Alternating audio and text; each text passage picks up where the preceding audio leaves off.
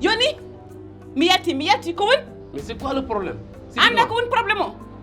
ande ko woni probléme o an mais hol ko woni probléme o moment mo ganduɗa ɗum ɓurnomi fadde guila mbaɗen mariage ha joni mi daña occasion pour heɓde intimité e men an aɗa yaha noto yo téléphone oɗo imbécile oɗo caga yaltudemo gallo kadi accaɗen kadi gonen e jaam mais silence an Aissata non ɗo ko wonde kam e Aissata mbimami o haalantuno kam tan o haala Aissata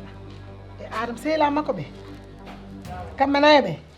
noɓe jadiranno nden guila ɓe goni sukaɓe ha e mariage mbimami foof ala foof ko haala wadde o selli mbimami réseau makko hande koko arti normal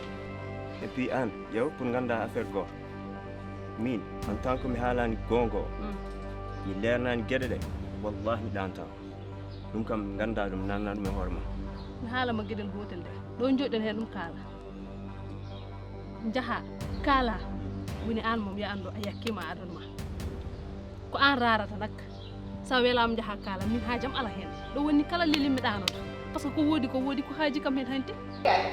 o galle o jam tan kay Aissata e mi yoɓɓinoma de